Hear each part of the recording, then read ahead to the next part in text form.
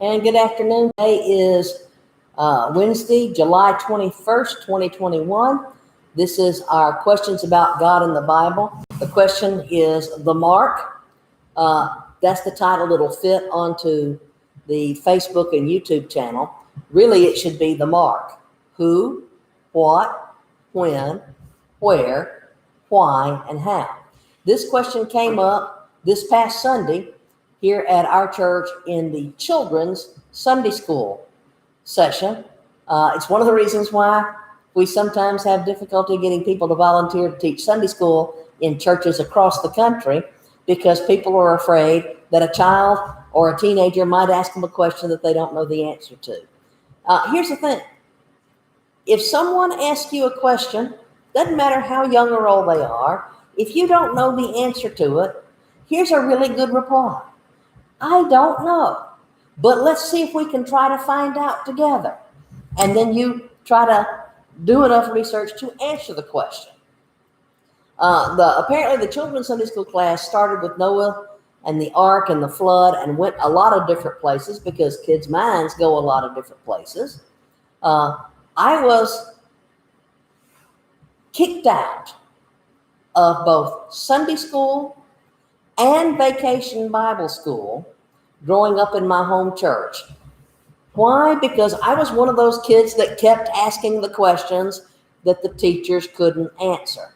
So by the time I was 14, the Sunday school department had had enough of Nancy's questions, and the next thing I knew, I was being told that I was going to help out in the kindergarten Sunday school as a teacher's aide. And that turned out to be a perfect place for me to be as a teenager, because the kids who were then 4 and 5 year olds in that kindergarten class were asking the same kind of questions I was, only I wasn't the adult who wanted to pretend like they had all the answers and therefore wouldn't try to volunteer for anything unless a child asked them something that they couldn't answer. And I'd get in there and try to learn with them. Got kicked out of a 2-week Bible school at the age of 11 because I had blown through 2 weeks worth of material by day 3. And a bored child will find ways to entertain themselves, and they'll get into trouble. So I had already gone through all the material, but there was still a week and a half of Bible school to go, and Nancy was finished. And so I was looking for ways to entertain myself that didn't necessarily match up with what the teacher and the VBS director and the pastor of the church wanted. So I wound up being told I was going to go help out in the nursery with the babies during that time frame. So I have a special place in my heart for kids that ask questions. What I would really like is for the adults to ask questions, because it's okay to admit you don't know something. One of the beautiful things about this camera is that we're able to reach a whole lot more people with the gospel than what we would normally be able to reach from our small country church here in Lower Alabama. The bad news of the camera is that there are actually people sitting in here in the church when we're teaching these Bible studies, but most of them wouldn't ask a question out loud to have their voices heard on camera, or come up and lay a piece of paper on the table, would you answer this question, or raise their hand or anything like that. And I really want them to. So I'm glad this child asked the question. And fortunately, his teacher happens to be precept trained too. And so she was able to give some answer based on a child's level of understanding. So I'm going to do today's question about God in the Bible, and I'm going to pretend you're all the age of the elementary school boy who asked the question on Sunday.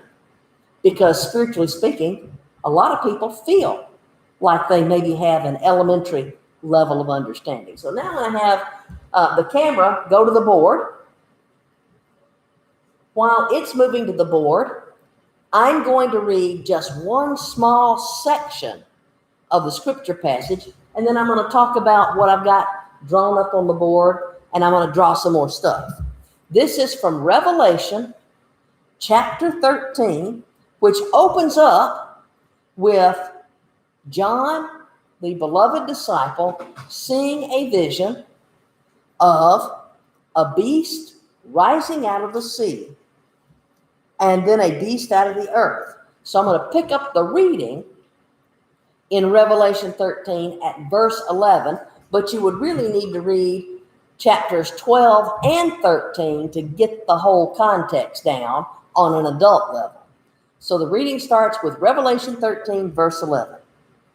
Then I, and this is John speaking, I saw another beast coming out of the earth. He had 2 horns like a lamb, but he spoke like a dragon. He exercised all the authority of the first beast on his behalf and made the earth and its inhabitants worship the first beast whose fatal wound had been healed. And he performed great and miraculous signs, even causing fire to come down from heaven to earth in the full view of men. Because of the signs he was given the power to do on behalf of the first beast, he deceived the inhabitants of the earth. He ordered them to set up an image in honor of the beast who was wounded by the sword, yet lived. He was given power to give breath to the image of the first beast so that it could speak and cause all who refused to worship the image to be killed. He also forced everyone, small and great, rich and poor, free and slave, to receive a mark on his right hand or on his forehead, so that no one could buy or sell unless he had the mark, which is the name of the beast or the number of his name. This calls for wisdom. If anyone has insight, let him calculate the number of the beast, for it is a man's number. His number is 666. Okay, so now I'm up here on the board. Some of you may recognize this if you participated in any of our other studies. This is a timeline, and I've had to erase some things off of the board so that I can add them back on as we're doing this. This is a timeline of world history. We're doing a study right now of Daniel, and I'm going to put this little blue Star of David back here to represent the time of the Babylonian exile, which is when Daniel lived. Daniel and his friends and many other people of his country were taken captive by the Babylonians, and Daniel's going to spend the rest of his life either in service to the Babylonians or to the Medo-Persian king that followed. Daniel, when he is an old man, will have some dreams and visions that he doesn't understand. And Daniel will start praying. He'll pray and he'll go on a 3-week-long fast just so he can concentrate on his prayer. And after 3 weeks, 21 days, the angel Gabriel appears to Daniel and tells him that his prayers have been heard. And Gabriel also tells him that the reason it took 3 weeks was because he was having to fight his way past demonic forces to get to Daniel to answer the prayer, that the archangel Michael had to come and help withstand those demonic forces so that he, Gabriel, could come and give the message to Daniel. The message included what was going to happen to Daniel's people in the future. And so what Daniel is going to be told is that there's going to be a decree issued, and I'm just going to put a little X here on the timeline.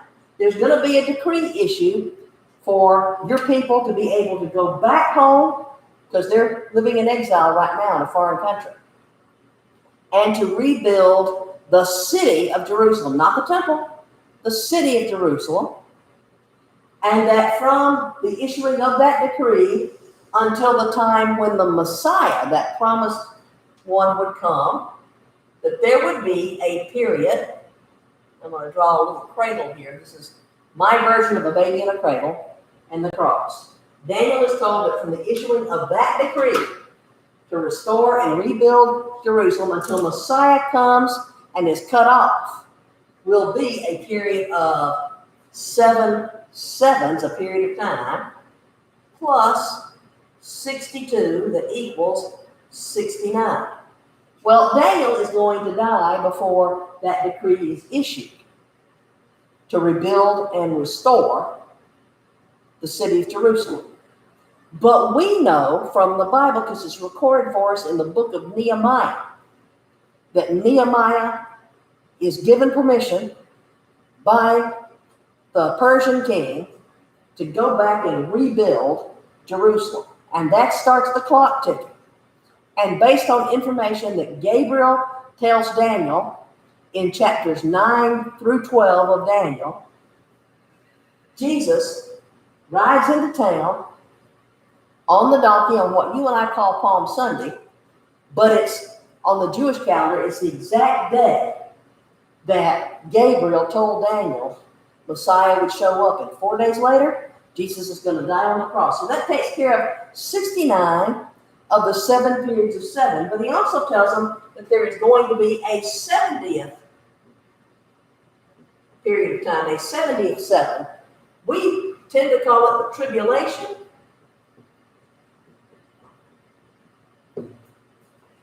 Gabriel calls it the 70th week of Daniel, and he tells him there's going to be a big time gap.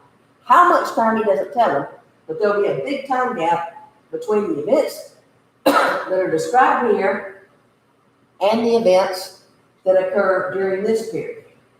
What we're reading in Revelation is John, one of Jesus' closest disciples, is caught up to heaven, and John's not sure whether it's in person or in spirit, but he sees what's going to happen, and he comes back and records it for us. And John is going to describe, we're going to take this 70th week here, and we're going to make it into a slightly longer line here. This is the same as this.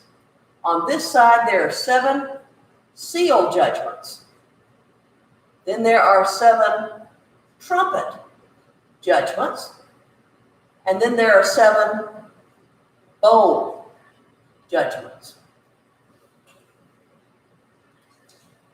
What we just read in Revelation 13 is describing this Antichrist. He's the first beast that comes up out of the sea, and then he has a second beast that comes up on land that we would know as the false prophet. So you've got the Antichrist being predicted here,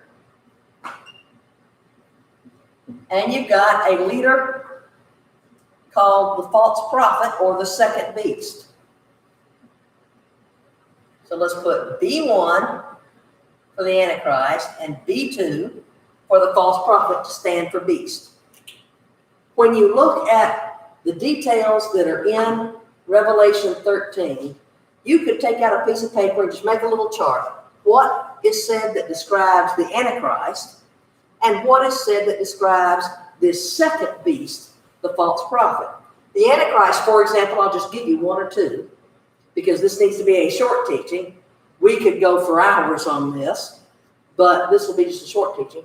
The Antichrist suffers a fatal head wound from the sword. That's a pretty specific detail. Somebody could be shot. Somebody could come down with a disease. But it says he has a fatal head wound that he recovers from. Those are details that apply to the Antichrist. This second beast, this false prophet, is also described as having the ability to do certain things, to be able to perform some signs and miracles that the whole world will be able to see, and that because they see him doing these things, they're deceived. They think he's something that he's not. That's what deception is. He's going to cause the entire known world at that time, the time that these things are happening,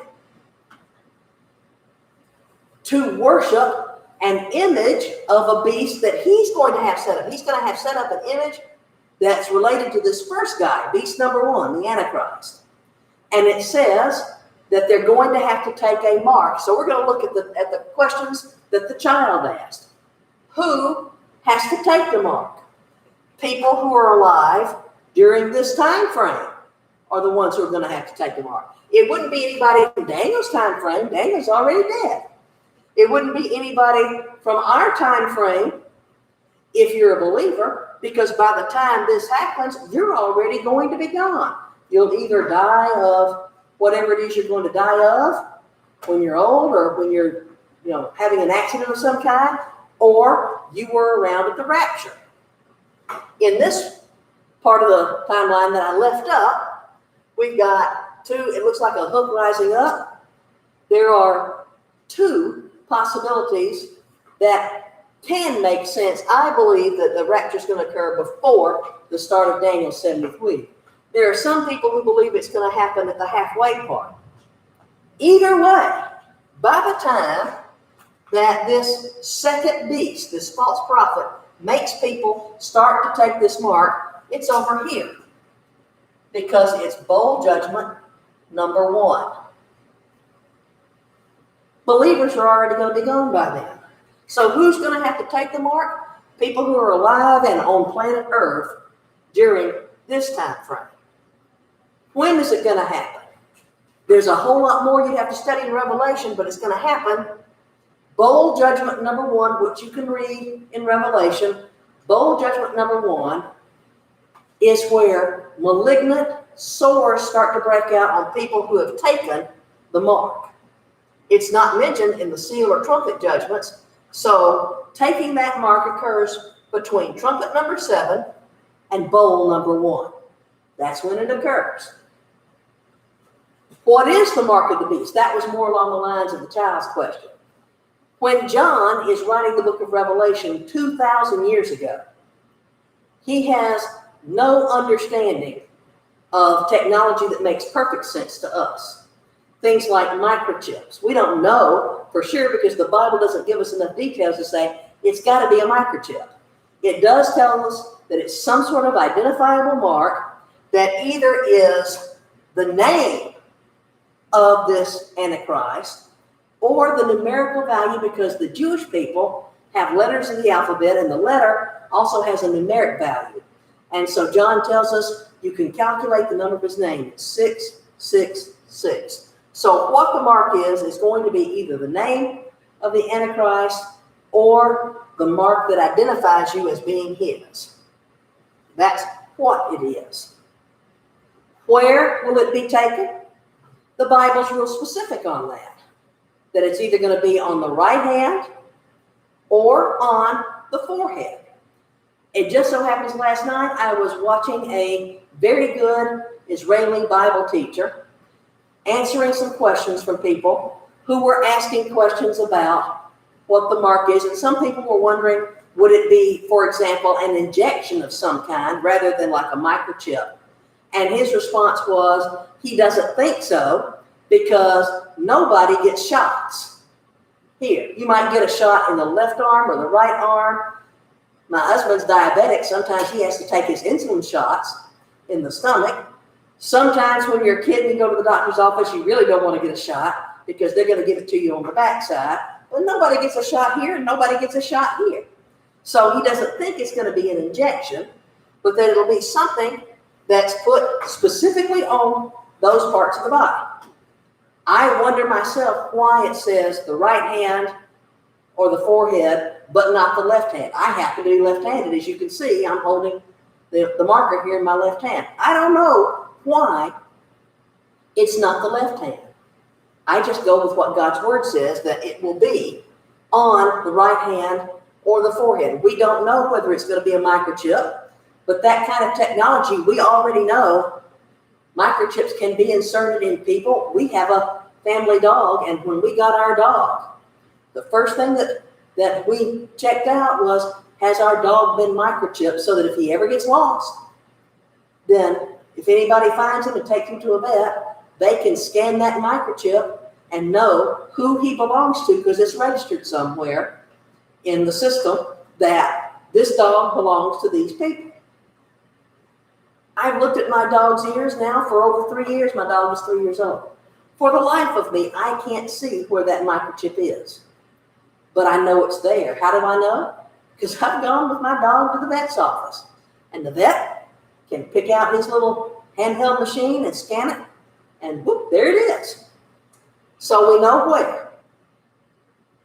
We know a little bit about how that this is going to be done, because the false prophet is going to order it for people that they won't be able to carry on business. They won't be able to go buy food or go places or do anything unless they have that mark. And we know why they're taking it. When they take it, it won't be an accident.